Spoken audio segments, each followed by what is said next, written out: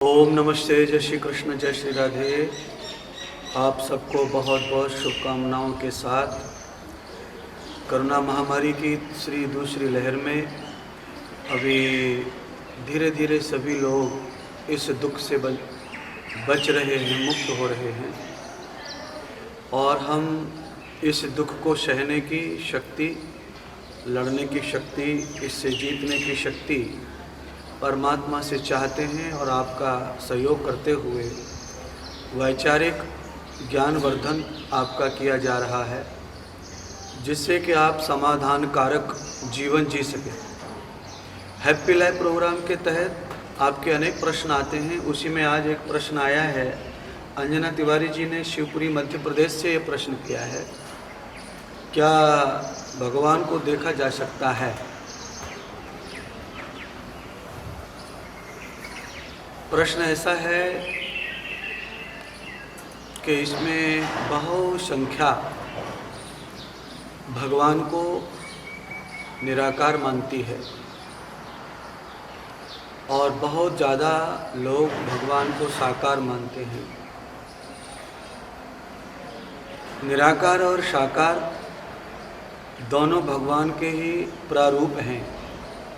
भगवान सर्वशक्तिमान है और सर्वत्र है, सर्वव्यापी है, अजन्मा है, अनंत है, अनादि अनुपम सर्वाधार है, सर्वेश्वर सर्वशक्तिमान है, तो फिर वो निराकार है। निराकार प्रभु को पाने के लिए, देखने के लिए हमें उसकी व्यवस्थाओं को समझना, जानना, यही प्रभु दर्शन करना या प्रभु पाना है।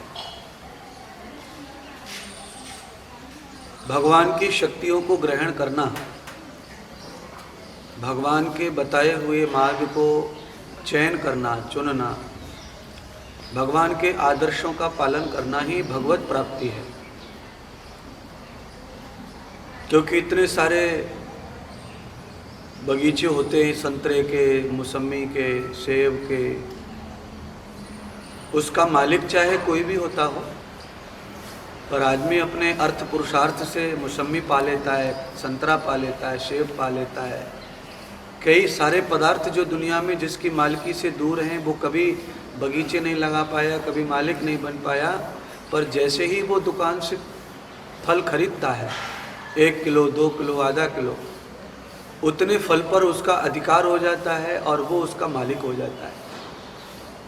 खरीदने से पूर्व उसका मालिक वो नहीं था, कोई और था। उससे पूर्व कोई और था, उससे पूर्व कोई और था, उससे पूर्व कोई और था।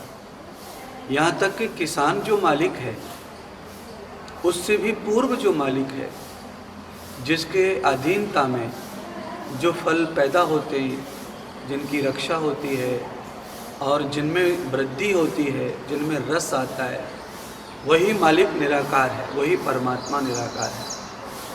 सबको देखा जा रहा है, किसान से लेकर के खाने वाले तक सभी मालिकों को देखा गया।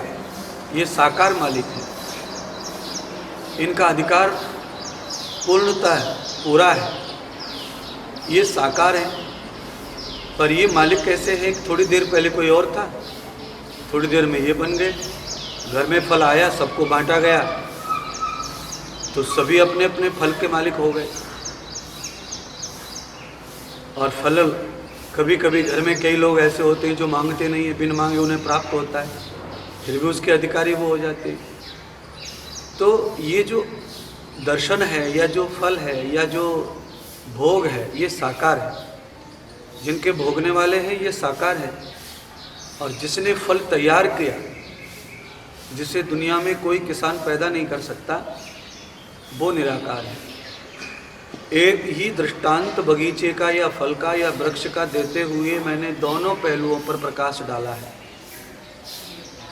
सच बात है, भगवान को देखा जा सकता है, अर्थात जिनके नेत्र नहीं होते वो भगवान को देखते हैं कानों से, यानी कि समझते हैं। बहुत सारे लोग ब्रह्मांड में नेत्रहीन हैं, प्रकाशहीन हैं, नेत्रों से जन्म से ही दिखाई नहीं पड़ता, इंद्रियां नहीं आती, वह भी भगवान को जानते ही समझते हैं और वो स्वभाव से नित्य दर्शन करते हैं। तो भगवान को देखने का नजरिया क्या है, उस स्थिति में भगवान अलग अलग नजरिया से हमें दिखाई पड़ता है, क्योंकि भगवान सर्वत्र है, सब में है। भगवान का कोई स्वरूप फिक्स नहीं है। भगवान अनंत स्वरूप वाला है। अनंत स्वरूप का अर्थ होता है न अंतो अन्य स्वरूपः। जिन स्वरूपों का कभी भी अंत नहीं होता वो अनंत स्वरूप भगवान के हैं। आप पेड़ लगाएंगे, तुलसी लगाएंगे, तुलसी आप सुरक्षा करेंगे तो भी कभी कभी जल जाती है, सूख जाती है, नष्ट हो जाती है। तो हमारे सामने हमने जो पौधा लगाया वो नष्ट हो गया। तो इसका तात्पर्य नहीं है कि तुलसी समाप्त हो गई, दूसरे के घर में तुलसी हरी भरी, यानी कि आपके घर में तुलसी सूखने से उसका स्वरूप नष्ट हो सकता है, पर वास्तव में तुलसी का स्वरूप नष्ट नहीं हो सकता, क्योंकि वो अन्यत्र भी स्थापित है और वो जीवित है। ऐसे ही भगवान के जो स्वरूप हैं वो अन्य अन्य होते हैं। आपकी भगवान को देखने की जो प्रवृत्ति है, अंदाज है, वो क्या है? तो भगवान को देखना यानी कि भगवान को समझना। जिसने भगवान को, ईश्वर को समझ लिया वही भगवान को देख पाता है। जिसने भगवान को समझा नहीं वह भगवान को कदापि किसी भी स्थिति में, ध्यान में, समाधि में भी देख नहीं सकता। इसीलिए हम भगवान को पाने के लिए ज्ञानी बनते, विवेकी बनते हैं और गुरु के सानिध्य में जाते हैं और भगवान के स्वरूप का, भगवान के स्वभाव का, भगवान के गुणों का हम वर्णन श्रवण करते हैं। जिन्होंने भगवान को जान लिया है विवेक से, भक्ति ज्ञान से, उनके सानिध्य में जाकर ही भगवान को जाना जा सकता है और फिर भगवान को देखा जा सकता है। देखिए, हम लोग यात्रा करते हैं, कितने लोगों को देखते हैं, पर लोगों को देखने से हमें कोई प्रसन्नता नहीं है। उसी में अगर हमारे जानने वाला कोई मिल जाए तो हमें बड़ी खुशी होती है। ऐसे ही मैं उदाहरण देता हूँ हर बात का। जब तक हम जानने हारे से नहीं मिलेंगे तब तक हमें आनंद नहीं मिलेगा। अपरिचित आदमी से आप मिलते रहो, आपको कोई सुख नहीं है, कोई आनंद नहीं है। इसीलिए सिद्धांत कहता है कि भगवान को देखा जा सकता है, अवश्य ही देखा जा सकता है। आपका प्रश्न बिल्कुल बढ़िया है और इसका समाधान ये है कि भगवान को देखने से पहले भगवान को जानना है। जब वो जान जाएंगे भगवान को, तब वो कहीं भी, किसी भी स्थिति में आपको भगवान दिखता रहेगा, मिलता रहेगा। क्योंकि जिन्हें हम जान जाते हैं, जिन्हें हम पहचानते हैं, जिनसे हमारा परिचय हो जाता है गुण स्वभाव से, स्वरूप से, वो जहाँ भी मिलेंगे हम पहचान लेते हैं। लाखों करोड़ों की भीड़ में हम अपने रिश्तेदार को कैसे पहचानते हैं? क्योंकि हम उसे पूर्व से जानते हैं। ऐसे ही जब भगवान के गुण स्वभाव स्वरूप को हम जान जाएंगे गुरुदेव के द्वारा, किसी ज्ञानी के द्वारा, विवेकी व्यक्ति के द्वारा, तो भगवान को कहीं भी, किधर भी, कहीं भी, कैसे भी देखा जा सकता है।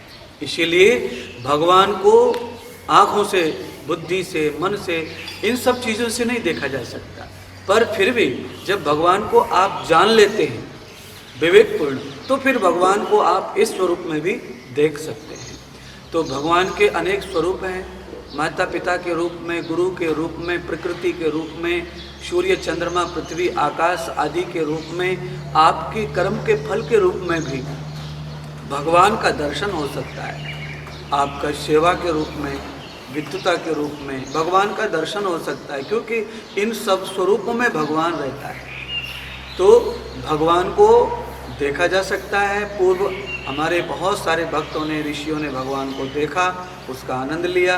तो देवी अंजना तिवारी जी शिवपुरी मध्य प्रदेश से जो प्रश्न किया, हैप्पी लाइफ प्रोग्राम के तहत आपका ये उत्तर समाधान करने का हमने प्रयत्न किया। भगवान को देखने के लिए गोस्वामी तुलसीदास जी ने रामायण में बहुत सुंदर सी व्याख्या की है और उन्होंने बात भी रखी है। प्रभु सर्वत्र व्यापक है, हरि व्यापक सर्वत्र समाना, प्रेम हूँ प्रगटत यही मैं जाना। जब तक हम भगवान को प्रेम पूर्वक जान नहीं लेते, उनके साथ हमारा रिश्ता नहीं जोड़ लेते, तब तक हमें उनका दर्शन असंभव है। जब हमारा उनके साथ संभव जान पहचान यानी उनके बारे में हमें जब ज्ञान हो जाता है तो फिर हम उसे यथार्थ कहीं भी दर्शन कर सकते हैं, क्योंकि प्रभु सर्वत्र समान व्यापक हैं, पर वो प्रेम की ही भाषा समझते हैं और प्रेम से वो कहीं भी किसी भी रूप में प्रकट हो जाते हैं। ऐसा गोस्वामी जी का कहना है। बहुत बहुत धन्यवाद।